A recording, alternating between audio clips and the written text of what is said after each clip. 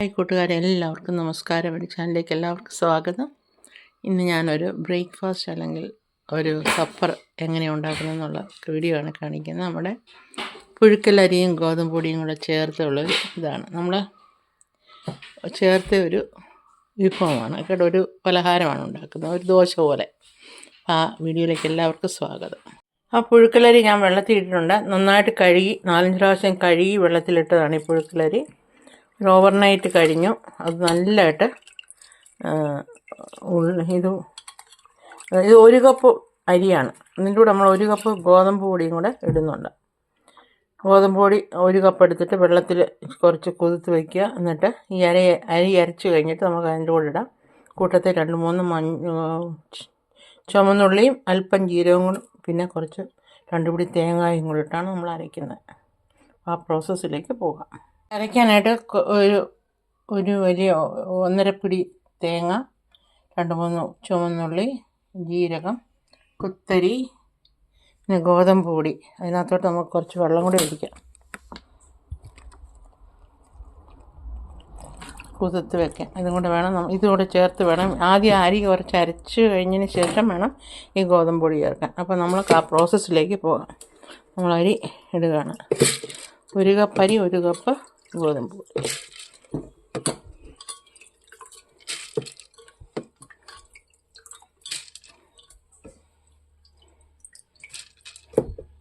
അതിൻ്റെ കൂട്ടത്തിൽ നമുക്ക് ചുവന്നുള്ളി ചേർക്കാം, ജീരകം ചേർക്കാം, തേങ്ങ ചേർക്കാം. ആവശ്യത്തിന് വെള്ളം ഒഴിച്ചിട്ട് അരയ്ക്കുക. ഇതൊന്ന് ഒരുമാതിരി അരഞ്ഞ് കഴിഞ്ഞിട്ട് വേണം നമുക്ക് ഗോതമ്പ് പൊടി ചേർക്കാൻ. ആ പ്രോസസ്സിലേക്ക് പോകാം.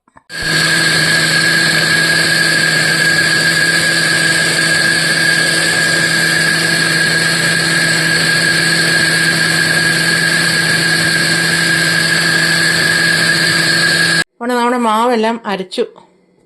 അത് ഒരു പാത്രത്തിലോട്ട് പകർന്ന് വയ്ക്കാം.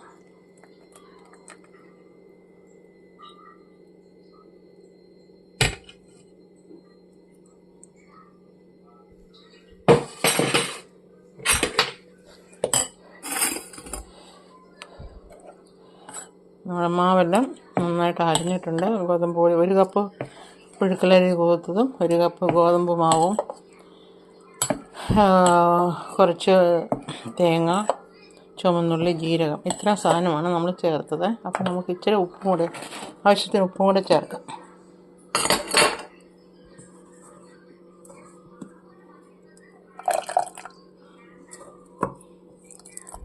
ഉപ്പ് ചേർത്തു ഇളക്കി വയ്ക്കാം.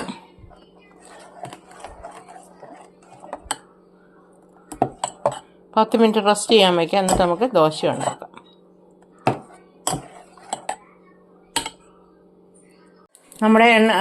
നമുക്ക് ദോശ ഉണ്ടാക്കാം. മാവെല്ലാം അരച്ച് വെച്ചിട്ടുണ്ട്.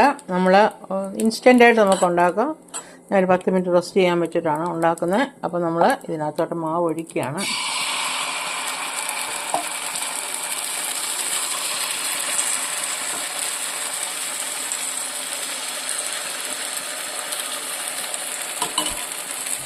നമുക്കിത് നല്ലൊരു ബ്രേക്ക്ഫാസ്റ്റായിട്ട് കഴിക്കാം, ഈവനിങ്ങിൽ കഴിക്കാം, സപ്പറായിട്ട് കഴിക്കാം. ഇതിൻ്റെ കൂടെ നമ്മൾ ചിക്കൻ കറിയോ മട്ടൻ കറിയോ അല്ലെങ്കിൽ സാമ്പാറോ പിന്നെ അങ്ങനെയുള്ള എന്ത് കറി വേണേലും നമുക്ക് ഇതിൻ്റെ കൂടെ കഴിക്കാവുന്നതാണ്.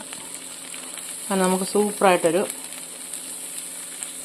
ദോശ പുഴുക്കലരിയും ഗോതമ്പ് പൊടിയും തേങ്ങായും ജീരകവും കുഞ്ഞുള്ളിയും കൂടെ ചേർത്താണ് ഉണ്ടാക്കിയിരിക്കുന്നത്.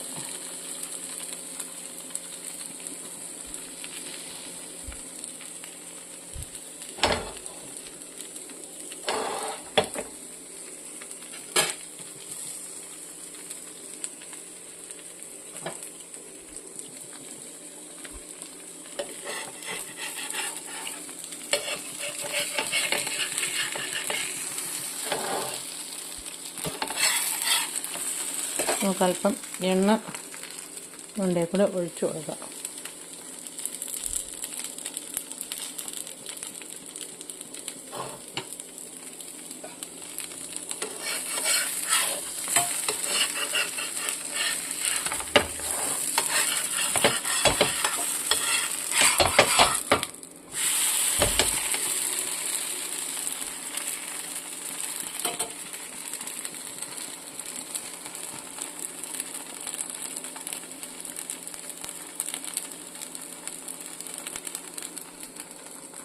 നിങ്ങൾക്ക് വേണമെങ്കിൽ അല്പം മല്ലിയില, കരിയാപ്പില ചെറുതായിട്ട് അരിഞ്ഞിടാം. അപ്പോൾ ഒരു ചെറിയ പ്രത്യേക ടേസ്റ്റ് ആയിരിക്കും. മല്ലിയിലയോ അല്ലെങ്കിൽ കരിയാപ്പിലയോ നമുക്ക് അരിഞ്ഞിടാവുന്നതാണ്.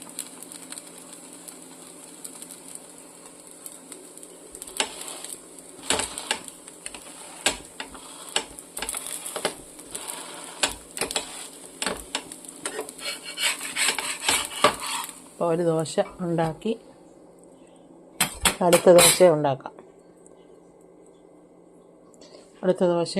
ഇച്ചിരി